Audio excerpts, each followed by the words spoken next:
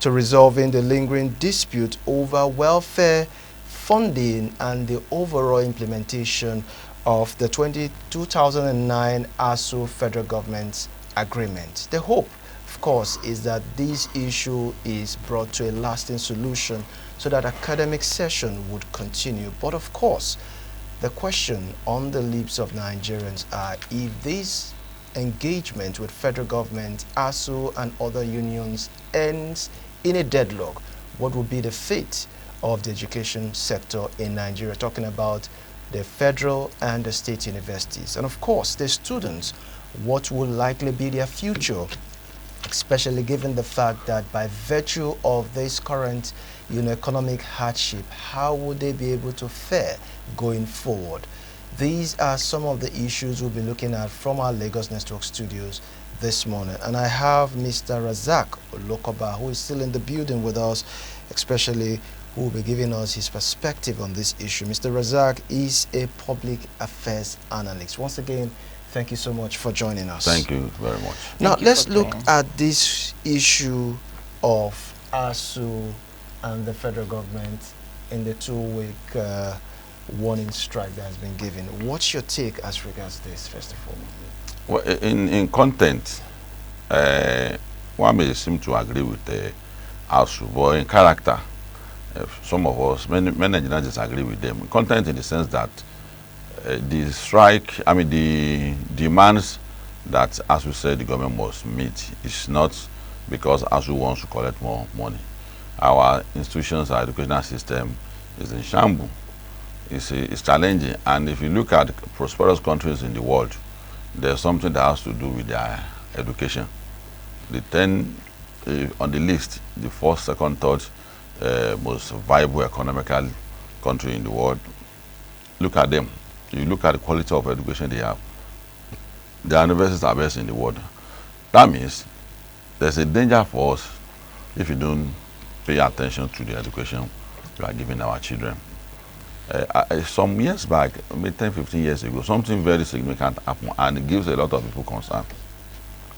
A medical student, the best maybe in the country or in that university, was asked to demonstrate medical routine. If you win an award, you will sing as a musician. And it means a very vital aspect. And say, you are the best in Nigeria.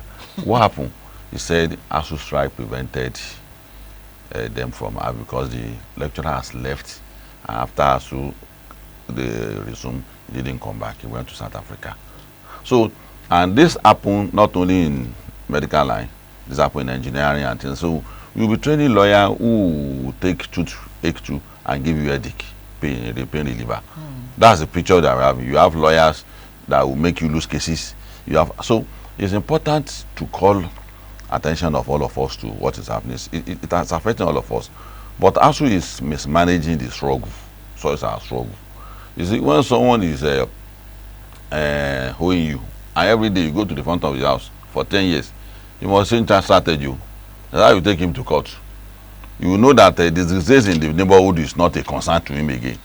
You arrest him or do something about it. ASUU kept using this method all the time, and it's very disappointing.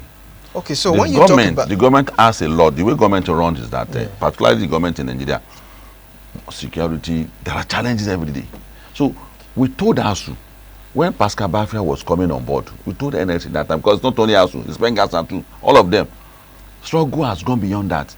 When we protest, that was the challenge we had with the NSA. So struggle is not where you block the road, people must not go out. No, someone who is not part of your struggle, allow him to pass.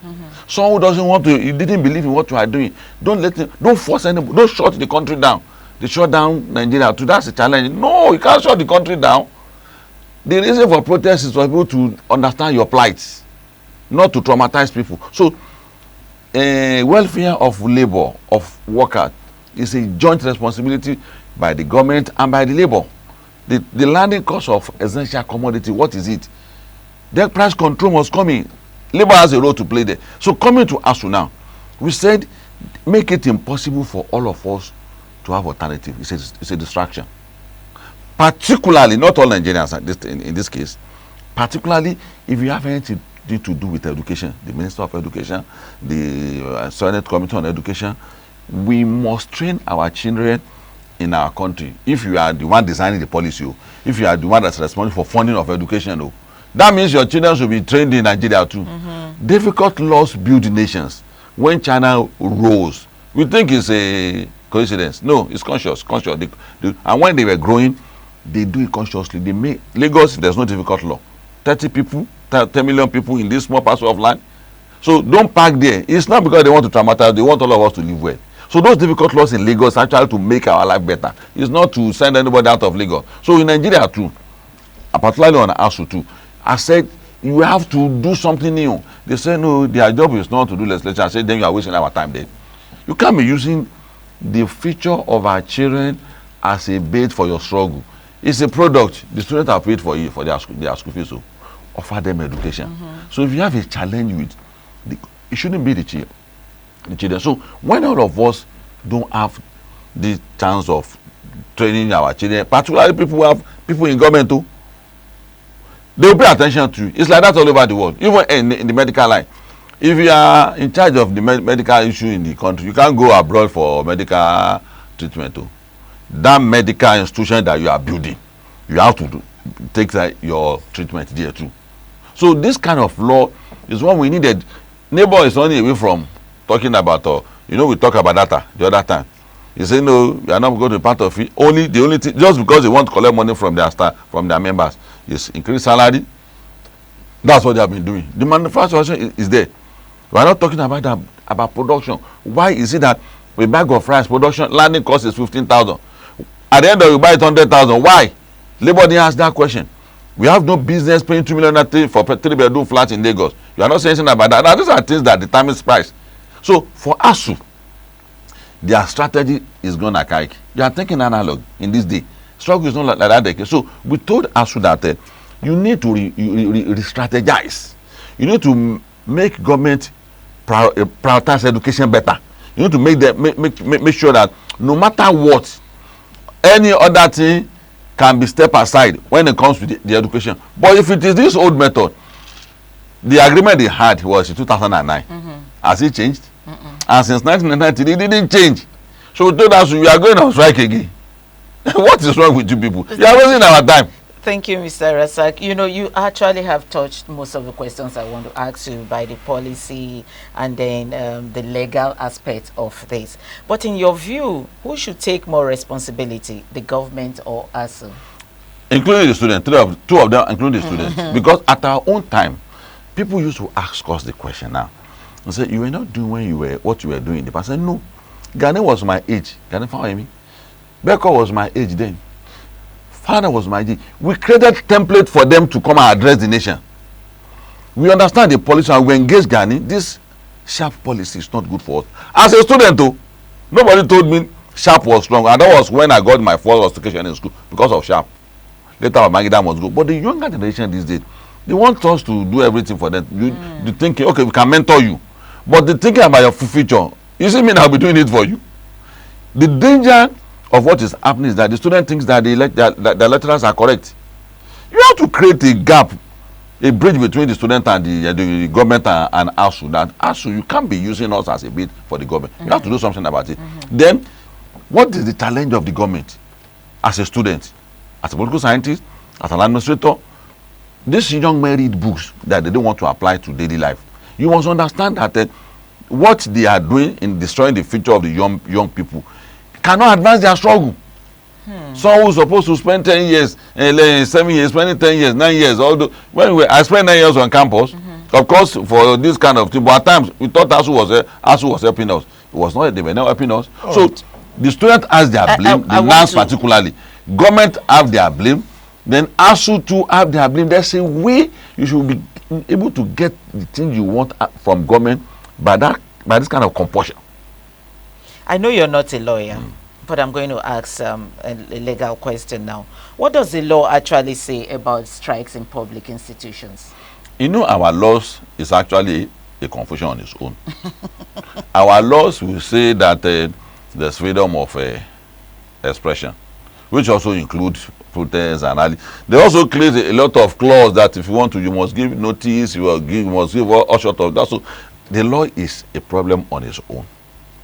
But in this instance, 2 weeks ultimatum, then the final battle they say they want to have with the government is not the problem. ASUU is not, it didn't take time to study the limitation of the government. The limitation, and the limitation is this: we have 36 Commissioner of Education in Nigeria. You have Minister of Education. You have Senate Committee on Education. You have House of Rep Committee on Education. You have 36 House of Assembly Committee on Education in the state. You have University Commission, Polytechnic Commission, College of Education Commission. You have all sorts of commission on this small budget of education. And the students are not thinking that, no, okay, this is the challenge the government is having. You must supervise your government. If government is not getting it right, they are doing what they thought is the best for us. So you will say, no, this is the area of your challenge. You can't be spending a budget on education to service all these people. We won't get more chemicals in our laboratories. And also, it's not so just give us money. You pay yourself. It's not only education they will spend money. No, that one is sure. They will spend on security. But the one that is coming to education, how do we spend it? It's our role to be able to tell government that no, with what is budgeted for education, it is possible to give sound education, particularly people who are actually implementing those policies. All right. Now, if their children are not trained abroad, they will manage it very well. You've really given us very cogent point that I really want to deal on now. But first, you talked about what they tend to be doing, when it comes to the principles and practice. You tend to differ, especially in the area of the practice. You cited an analogy earlier on that if somebody is owing you, you keep going to his house every day. Of course, you get no result. The best thing is go to court. On what basis, that's my question to you now, on what basis do you think ASUU has to sue the federal government when, according to sources, the government said they have been able to meet with ASUU's demand? So what's the basis to go in? No, I'm not even going. I'm just talking about when I give the analogy. I'm talking about changing of strategy, not actually going to court. Yes. But you see, it is ASUU that is actually handing over the bullet and the gun for ASUU, for government to see their struggle, to decimate their struggle. They are the one doing that. How do you mean? By the attitude, strike all the time. The work no pay thing is popular now, but no government didn't say that 10 years ago. That government will be roasted by Nigerians. What do you say? We have a right to unionize. But if union is about what Pengasa is just trying to do with a Dangote, we are beginning to frown at it. What unionism is when LC wants to strike because of salary increase and not price control. You manufacturers will wait intelligently. They will support you to strike. Once you strike, they increase salary, they will increase price of commodities. That does not make sense. And LC still want to increase salary. I said, no, it's not. So we parted way with labor unions, organizations. We parted way. We formed what is called the Labor and Civil Society Coalition in LASCO. When well, we have to part ways. No, they said no, it's not our right to bring price control. Go and look at your mates all over the world. That's what they do. They take part in the gap between the factory and the market. What happens in between, where production price will be so XYZ product price a month, and 500% increase before it gets to the market. It's labor issue. It's not only about it. It's a shared responsibility. So what I'm saying in essence is that the court thing, there are things that is not court that can address it. It's not on this note. It is not court that can address the issue because if you take government to court, government will show you the budget, and government will show you the legitimate responsibility to pay salary, to give Senate his own, to give a state his own, to pay, and also why that has to come to education. We must fund security. There's a problem in Kwara. There's a problem. They will justify it, and that's why I'm saying that. But if all of us are involved, your future children and my future children's future is all in Nigeria, we will pay attention to that university. Okay. But when it is my children can go and train abroad, of course it comes to naught, because when I train my children abroad, I put up a factory. It is the same children that didn't train well in Nigeria that will run the factory, and that's why Nigerians are complaining our factories are not run well. What kind of advice do you give to people who want to run the factory? Now, based on the fact that you said if this has to be met, every stakeholder must put their hands on deck in the area of making sure that those who are the policy makers, there must be a legislation towards that. There must be a legislation that will mandate their children to school here. Yeah. Now, if that should be done, who will push for such legislation? The Labour should start the agitation. That's what we are saying. This current of parliament members may not do it, but the people coming, in fact, a president will use as a campaign basis that, don't worry, for Labour, I will make a law where all of us will be compelled to train our children in Nigeria. People will vote on the basis of that. Are you sure we'll be able to get that? See, in between in the 50s, where in the 50s, singing on your mandate in the 50s, see, don't confuse Nigerian youth. Oh. The structure we run in Nigeria is when you win the parliament, they will make the law the executive wants. If you don't want that song, go and win your the restorative district too. PDP should go and win. As long as it's the same party, they will sing any song belonging to APCO. So don't Nigerian you should, as I say, you have to get a clear understanding of the society you are living in and the kind of system you are running.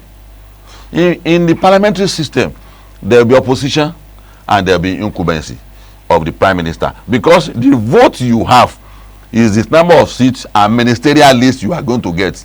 If it is parliament, it is the parliament they will appoint minister.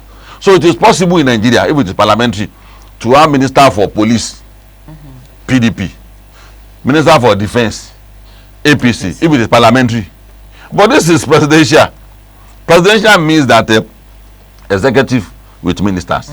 Then parliament, you also contest for it. So if you contest for it, if peradventure the parliament is populated by the same party in executive, you'll be singing and dancing the party tune. Okay, now, so talk to us about the issue of this lingering matter between ASUU and the federal I'm not saying it's correct too, but that is what our system dictates to us. Okay. That's why we need to look at the political structure of this country. I keep talking about it. Okay, so talk to us about this conversation where people are insinuating that the reason for this long delay in the implementation of the 2009 agreement was done out of duress, especially given the fact that Labour Union at the time mounted so much pressure on the government of the day at the time to be able to sit down and pen the signature.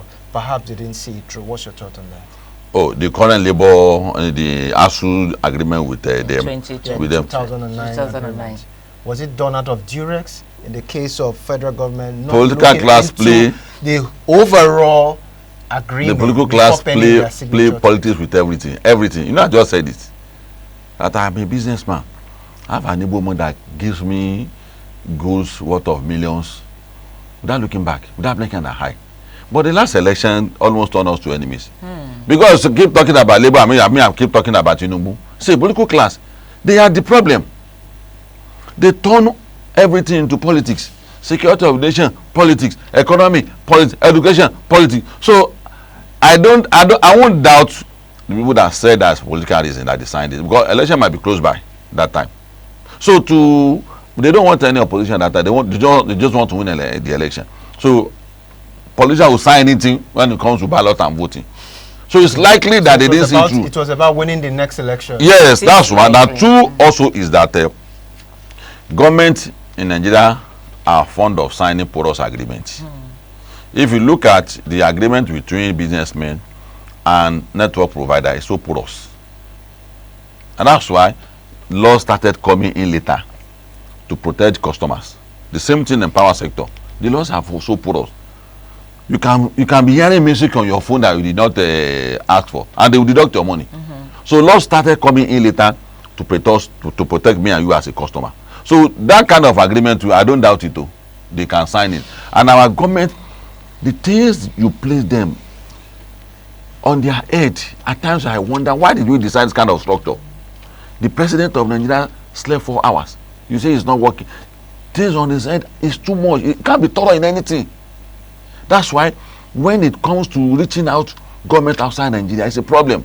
When they kidnap any Nigerian on the IC now of Sudan, now they say they don't have hostage value because their government will not respond. The government official is telling the kidnapper that it tells that I am busy, call me back. Hey, you're national. So when they kidnap any Nigerian on the IC now, they don't ask for money, they will just kill him and throw him in the ocean. Because they know that they will not negotiate. They are busy running up and down. So that's why I'm saying that the challenge the government have, we have to carefully explain to them for them to understand that the way government is running in the past, if you continue on that path now, we are not going to get anywhere. In such a way that Mr. President make him understand that, of course, he's doing well, and dollar is stabilizing, things that are getting a gestation period is beginning to bring some result. But we may not go far with this structure. And that's why Nigerians must be careful in the way we talk to the president in such a way that you will not think that you are in opposition. Because that's a challenge. You can't be talking to me and insulting me. I will think you are in opposition. And this is my future. I want Nigeria to be great. I don't want to run away. So the structure will operate, will not improve our educational system. As a driver, any president has been able to drive Nigerian government for 1-2 years. With this structure, I gave him kudos. The only person I blame is Obasanjo, because when we were coming in, when we engaged Obasanjo that this structure can't take us anywhere. He had a chance of, because we are not used to this system that time. The policing system is new. Quickly change, let us have state police. He didn't listen, so I blame him. But subsequent president, when we get used to it, Nigerians don't want anything to change this structure, except it is staring us in the face now that we can't go far with this system. So a responsibility that we have as a people is to keep supervising our government. On ASUU, we need to legislate. It should be an agitation. Okay, that brings me to the question. We cannot go far with this educational system, and we expect to have a great nation. Rasaq. How? Through the window? Okay, that brings me to the question I actually want to ask you. If you were to advise the federal government right now, what would you tell them to do differently? Because it's been consistent strike, ASUU strike all the time, even when I was in the university, and you also said so. So you can imagine how many years ago. Yeah. What will you advise government to do differently? Is to reprioritize. They have to reprioritize. They have to reprioritize education. You have to pay more attention to education. But it's difficult for them. It's like someone has become addicted. The 12-step theory, a giraffe was taken to a bigger zoo, and he couldn't change. He kept taking the smaller cage they put him, 12 step, 12 step. He couldn't recover from it. He kept walking 12 steps forward, 12 steps backward in a bigger zoo. So the government is used to this. They don't know how to come out of it. And that's when people will come in. That's when ASUU will come in, sit the government down, and say that on this note, all of us must realize the danger we are having. We are going to start an agitation. All of us is in this together. Nobody is going to train the children abroad again. That is, including me, the president of ASUU. My children must come back home. You see, when you do that, and you don't manage resources very well, no matter how much the resources is, it's not going to, there will be no result. But the little resources you have, if you manage it very well, there will be result.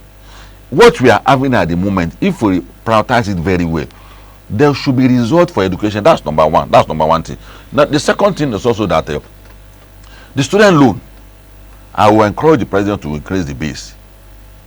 Education is expensive now. That's the challenge I have with the union. They say the government is prioritizing education. You can't be playing politics with everything. To train as a neurotic engineer now, it's not the same price in the past though.